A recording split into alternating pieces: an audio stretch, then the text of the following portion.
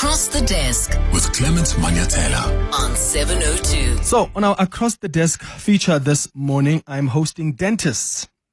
I want us to find out more about their work, and I want us to find out more around oral health as well, because, you know, this is something that many of us think about when we're in pain, right? And yet dentists play quite a vital role in keeping our overall health on track. So we've invited a number of them to join us this morning. Let me introduce you.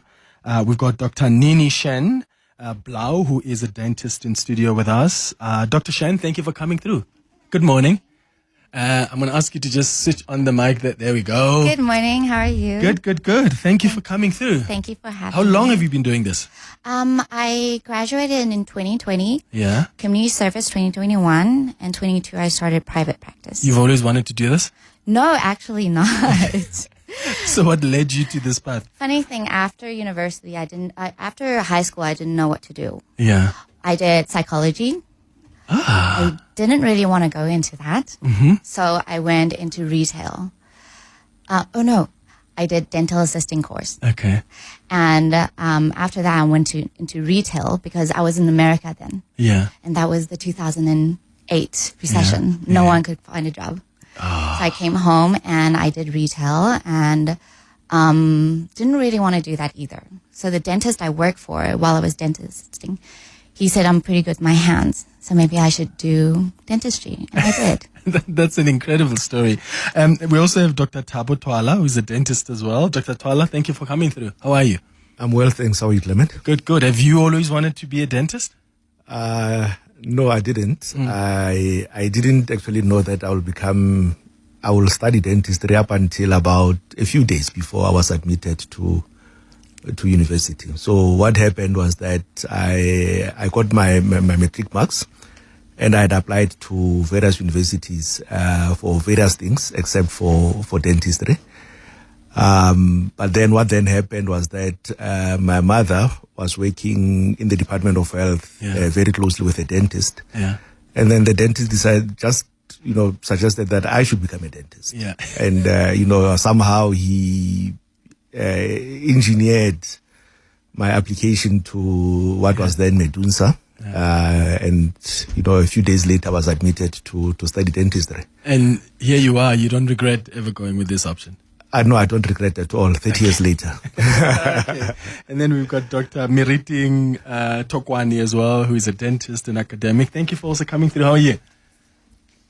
Good. Good morning, Clement. I'm well, thank you. Yeah, and what's your story around how you are doing this kind of work? My story is that I think I've always wanted to do this because I made that decision when I was in primary school. Back in the day, in our primary schools, we used to stand at assembly and we'd pray before class. You don't remember that? I Clement? do remember. Oh. Yeah, it was assembly. Nearly assembly. Yeah. And then we used to sing songs, And pray. Then there's one of the teachers who's going to open a Bible, read a verse and pray. Yes. And then we go to class. So over and above that, with us, there was, it seemed, what I now term word of the day. Yeah. And I think that day it was Afrikaans. Yeah. It was, they asked, what's a predikant? Yeah. And all hands went up. Everybody knew what a predikant is. It's What is a priest. predikant? It's a priest. Yeah, listen, I passed my Afrikaans probably with a D or something, so. And then also, they asked, what's a tandarts? And nobody knew. And it is then that I learned of that profession or this profession of yes. How old were you? I was in primary school, so I could have been 6 or 7. Wow. But that got, I got reminders along the way in life that this is actually what you want to do, because then I would watch programs with my dad. There was on Saturday afternoon programming where, before we even had Mnet, remember it was called Mnet? Before it became DSTV. So there were that featured different professions, and they featured this. And they featured dentistry. It was a group of black female dentists. And then it reminded me of what it is that I had wanted to do initially. You were still 6 years old. So I used to think that you guys have to study like medicine first. Like how long is that medicine course? Like is it 4 years, whatever it is? But I used to think you do that first and then you specialize in dentistry. How does it work? Do you just study dentistry on its own or you go through medicine? So every country is actually slightly different. In our country, we can go straight from high school into undergrad dentistry. Okay. So there are 5 schools in South Africa. 4? 4 schools? 4 schools. In South Africa that you can do dentistry and you don't have to go through medicine. Okay. Some countries there's an undergrad that you have to go through and then you go into medical school. Okay. Which then, if you want to do dentistry, then it's dentistry. Okay. And how long is it to do dentistry at a school? Like For us, it's 5 years in university, 1 year in community service. Oh my goodness, guys. 5 years at university? Like I'm aging there. No, it used to be 5.5 years. Oh no. No. We did like 3 years. You're out of there quickly. Here's a question I've always had, Dr. Twala, about dentists is, and I'll get to other issues around oral health and what are some of the issues. But when you guys, is it extracting our teeth? Whatever process you call it, like if my tooth is giving me a problem and I come to you and you have to take it out. Isn't there technology that could make that less painful? Look, I think the skill of the dentist is the technology. Because I do think that, because, long ago people used to die of toothache. And, the dentists were the first people to actually invent local anesthesia, Okay. to assist in the process of tooth extraction.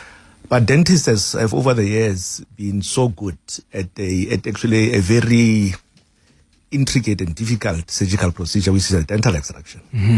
I really don't see how else it can be done, technology-wise. Because I think the dentists are doing a pretty good job at it. I mean, not many surgical specialties are able to execute To do that. that kind of surgery so often and so easily as a dentist would. It scares me. It scares me. And when I see people coming from doing that, I always think I'm never going to be there. But of course, until you are faced with that situation. Let's talk about, Dr. Thokoane, how you feel about South Africans and how we take our oral health. Do we take it seriously from your observation? From my observation, Clement, I'm not sure how to answer this, but my take is that how much do they know about oral health care, oral health, oral hygiene practices, and the importance thereof? I think from that standpoint, it might just say that there isn't enough education because from what I've observed is that the mouth seems to be removed from the rest of the body in how we address health.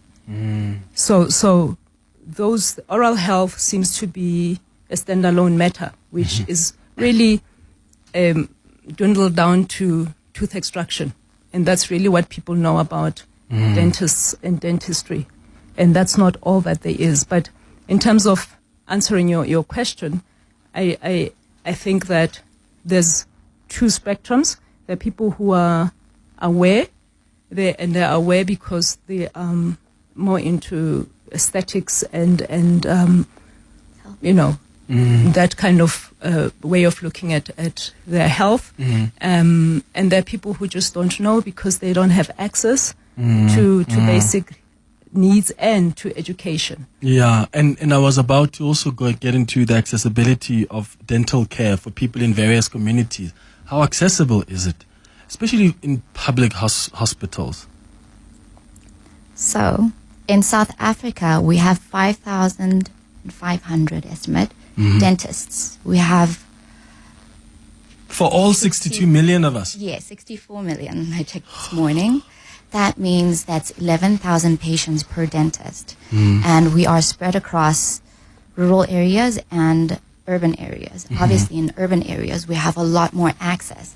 but the rural areas are where the issue is. So we don't have enough resources in those areas, also limited resources.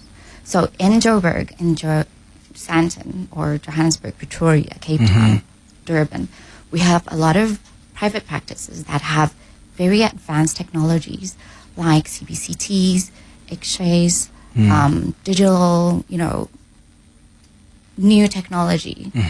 But in the rural areas, we possibly don't even have working chairs. Yeah. Sometimes lights can be an issue. Yeah. So there's a big difference. What are some of the trends you guys are picking up, Dr. Twala? Some of the latest global trends in dentistry, and how are they showing up in South Africa? I'm seeing a lot of people with bracelets, for instance. But I've got a friend who says, I had bracelets when I was like in braces. Braces. I had braces when I was like in primary school or something. But there's a new wave now of that. Is that a trend that is global, that is now showing up in South Africa? And what are some of the trends that you're picking up? So clearly there's increased awareness around dentistry and dental care. It does seem that in the past, dentistry was associated with relief of pain and tooth extraction and so on. Not aesthetics, eh? But now aesthetics is becoming a big issue, mainly because a lot of our population is urbanizing. So part of the urban culture is really to take a look at health and to some extent also aesthetics and so on. And it has become important for a variety of reasons. I mean, children are becoming, I get teased, for instance, in schools and so on, if they don't have good teeth and, they suffer from, self-esteem issues and so on. It goes even to a point where even to get employment, I believe that, employers will actually look at how you look and, how your teeth look. And if your teeth are looking crooked and so on, they probably will overlook you.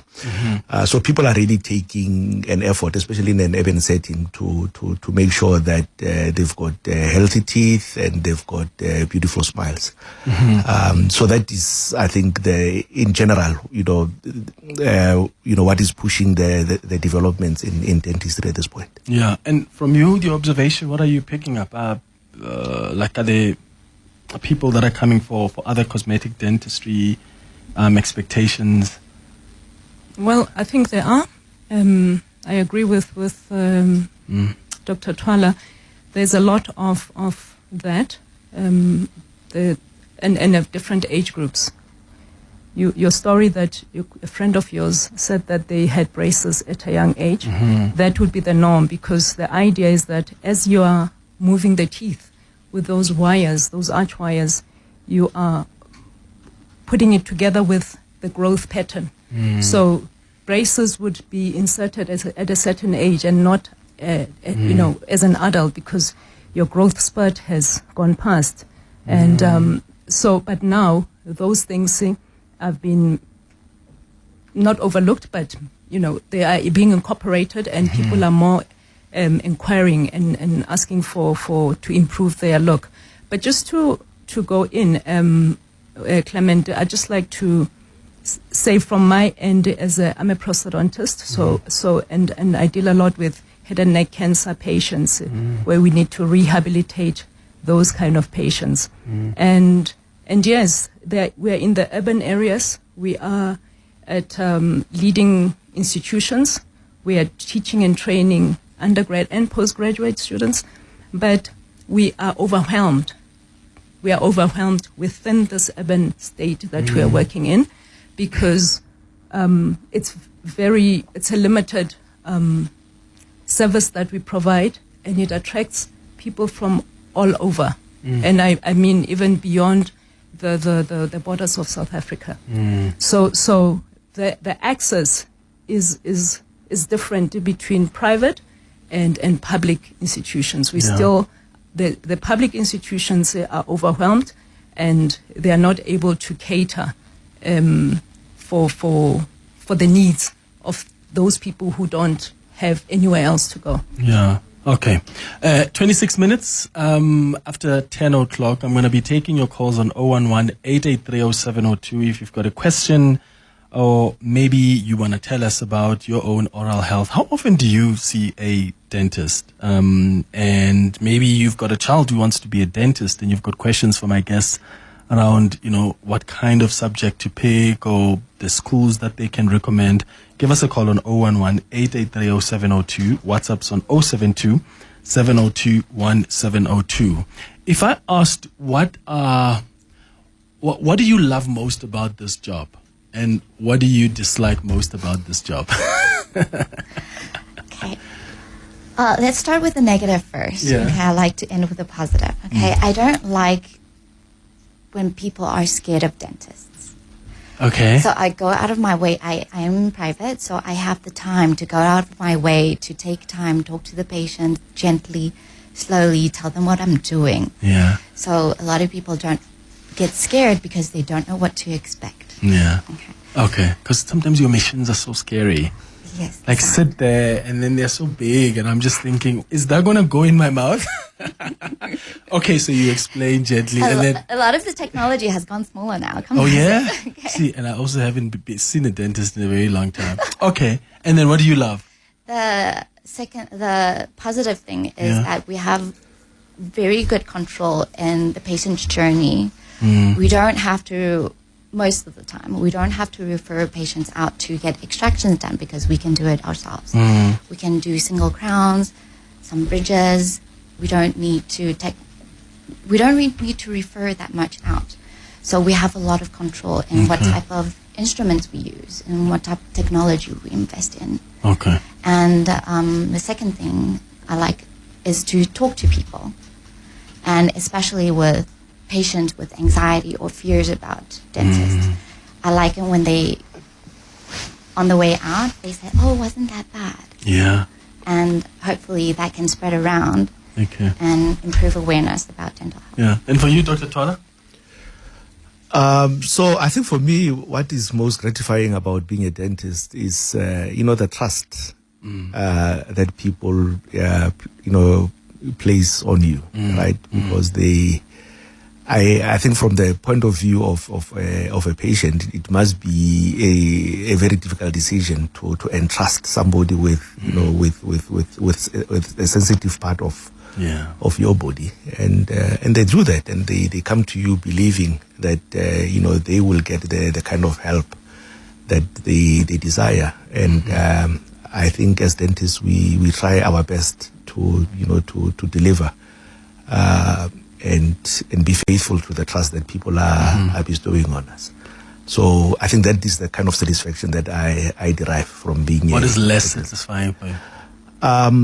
For me, I think the difficulty that I battle with is access for most people. It's unfortunate, given the demographics of the country and the inequalities that exist, that so many people do not have access to adequate. And your hours are not as crazy when you're a dentist compared to when you're a medical doctor, are they?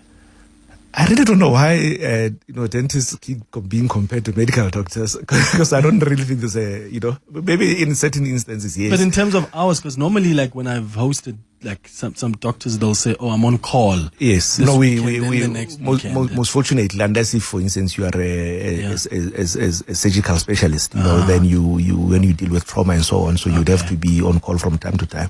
Yeah. But in general, dentists they work very hard during the hours that they're at work.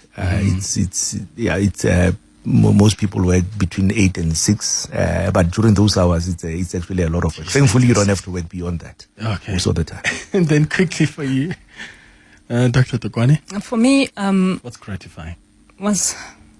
what I'll start as you want to end with a positive. I think the idea that dentists work with teeth, and that's all. That's the be all and end all of dentistry. That for me is a negative.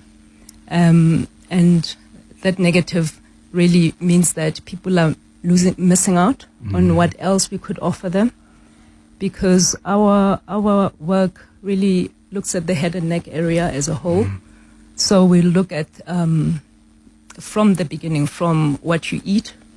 We do our dietary analysis because it really, you use your teeth for chewing. And teeth are not just for chewing, but for speech. If you were to sit behind this mic, Clement, without your teeth, you would sound very different.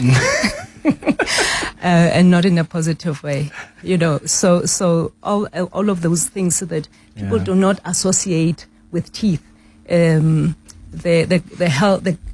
health, the aesthetics, without the additional aesthetics or the braces or whatever. Just having teeth, your own natural teeth, gives you the ability to perform essential daily activities, which is for you talking on behind the mic. That's how important it is. I'm going to tell you to do the negative one after the headlines. Just hold that thought.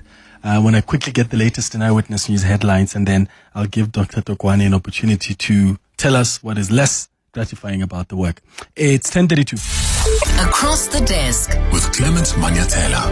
on 702. We are hosting dentists on our Across the Desk feature this morning, and I want to take your calls and WhatsApps. So you can send a WhatsApp on 072-702-1702 if you've got questions for my guests, or maybe if you want to share your own experience as maybe a dentist or someone who is studying to become one.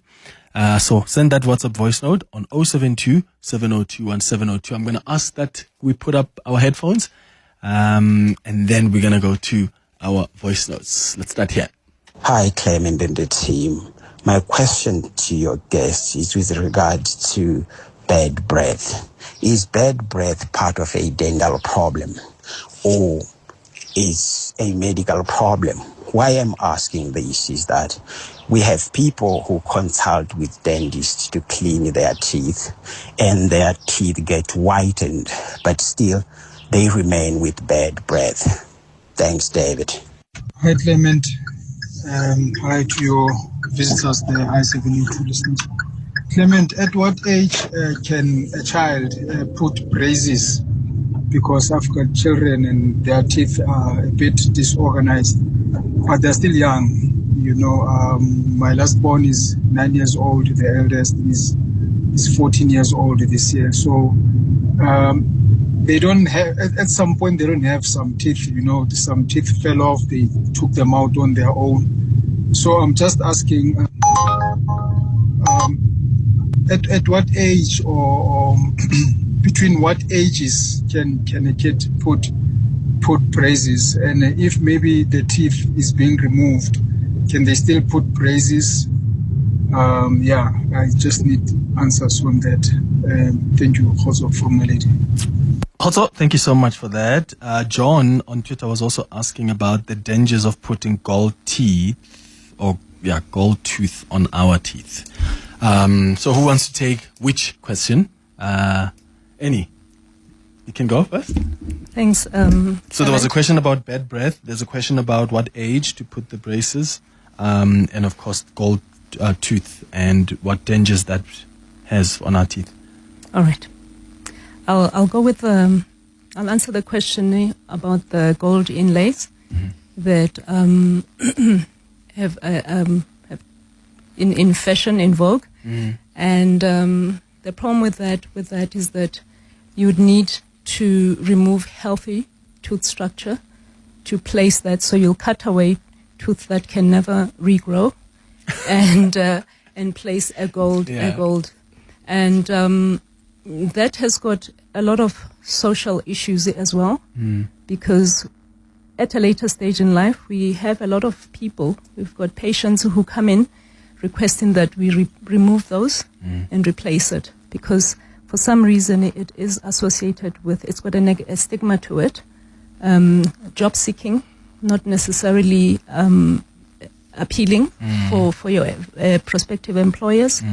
And the problem with then removing it is that we've already damaged the tooth, and otherwise healthy virgin tooth that could have lived and lasted for a lifetime. So what do you then put fillers? Then we would, it depends on the extent of that, because they're different sizes. Yeah. So you'd either do a filling, a restoration as you call it, or a crown, but something that is tooth colored. And that's great because we have materials that have evolved to afford us that. But the issue is you have now created a problem that was otherwise not there by seeking this look, which is really cannot be sustained throughout, not for everybody anyway. Yeah. I mean, I've never seen a grandmother or grandfather with a gold tooth, so at some point they fall off. I used to have one, by the way. I'm embarrassed to say this. When I was in secondary school, I had one. It was an L. And I removed it, I think when I was in grade 12 or first year in university. And then they had to put like fillers. Yeah. So you get your It was L, unnecessary. the I, the U. Mine was an L. Guys, at the time it was the thing. Like, if you needed to be the hottest guy in town, you had to have a gold tooth. Okay, thank you for that. And then, Dr. Twala, you can take one of these questions about either bad breath or braces and how old the children need to be. Yes, I will speak more on braces because it's actually my area of interest. Yeah. So braces is just one way.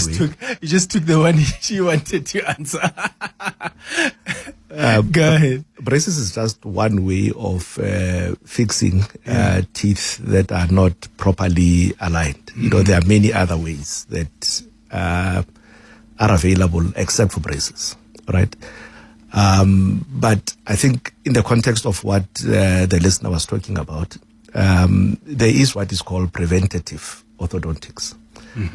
So if a parent, for instance, feels that, the child will suffer from, bad looking teeth or crooked teeth in the future, or they may already be suffering from it, the right thing to do is to visit a dentist, and the dentist should make an assessment of what the problem is, because there's certain procedures that can be done at a young age to prevent further development of, we call it malocclusion in dentistry.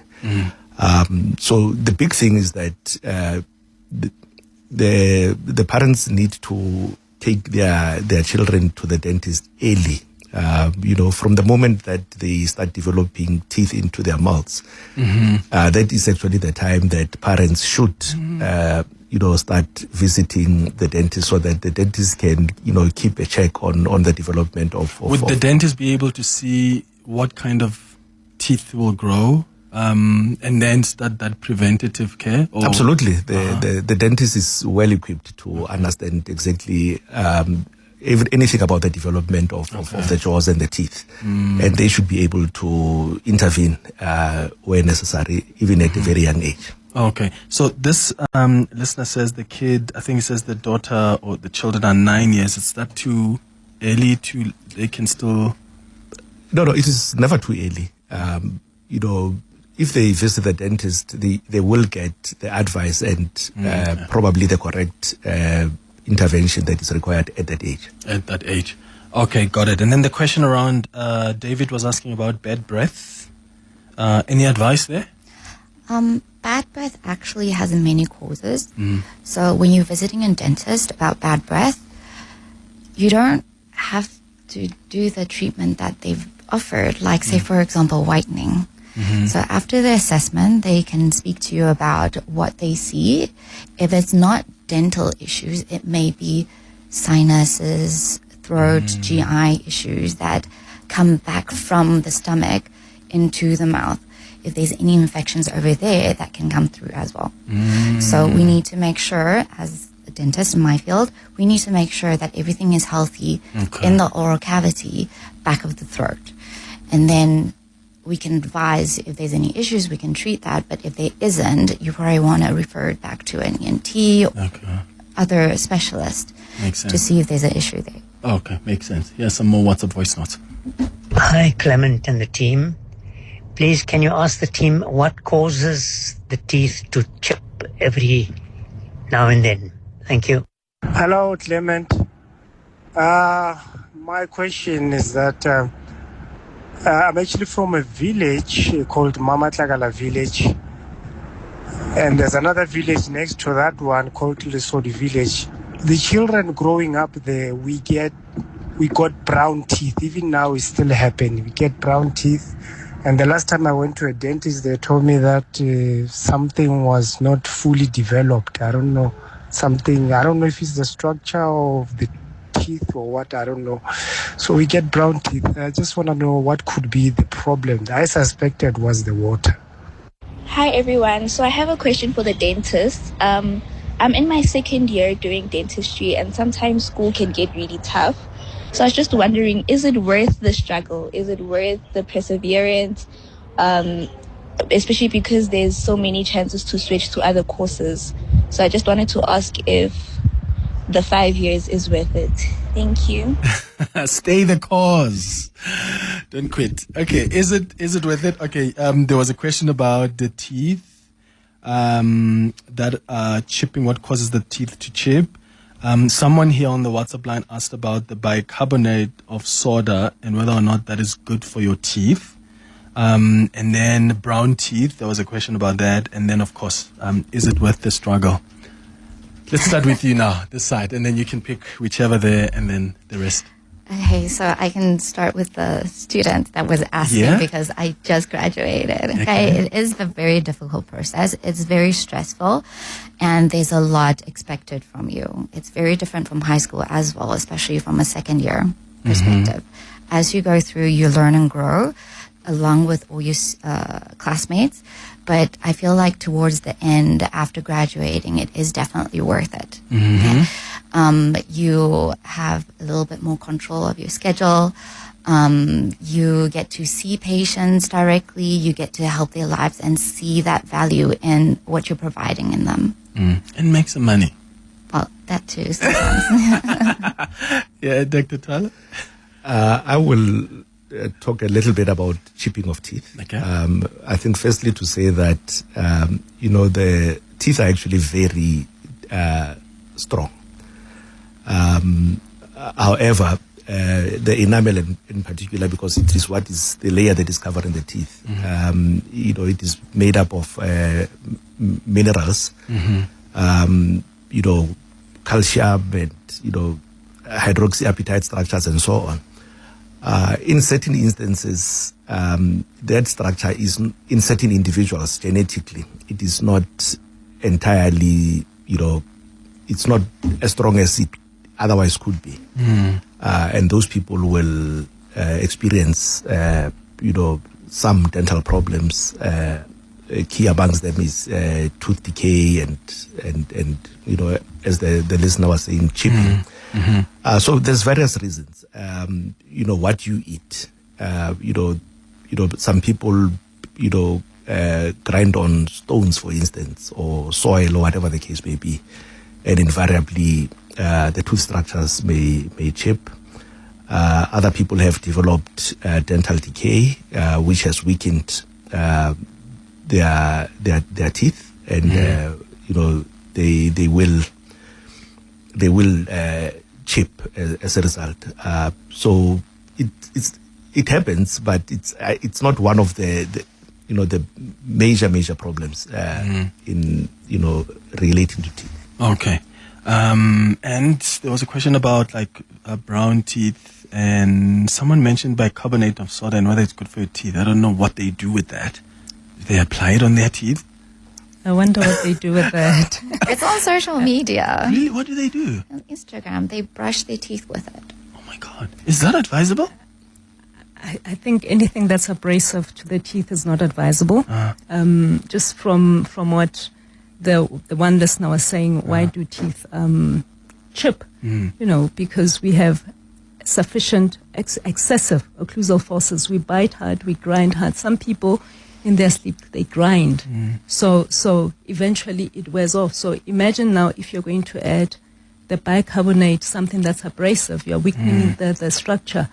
It might be in an attempt to whiten the teeth that they use it. I'm not much on social media. But we do know that bicarb does have those ability to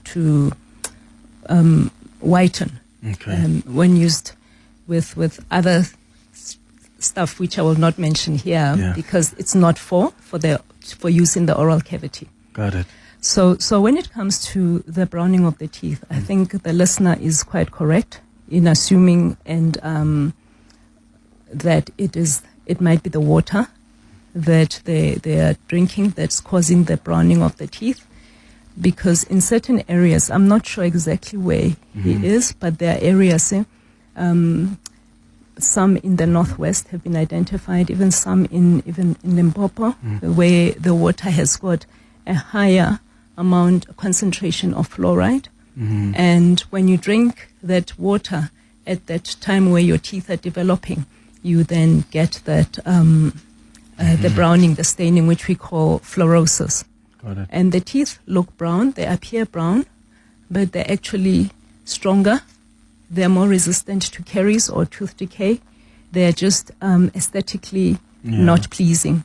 And we have a way of then managing that, but there is absolutely nothing wrong with them except that they are discolored. All right, it's 8 minutes before 11 o'clock. Across the desk With Clement Manyathela. on 702. 4 minutes before 11 o'clock, we're wrapping up our chat with our dentists here in studio. Tsepo, you're calling us from Tembisa. Good morning. Wow.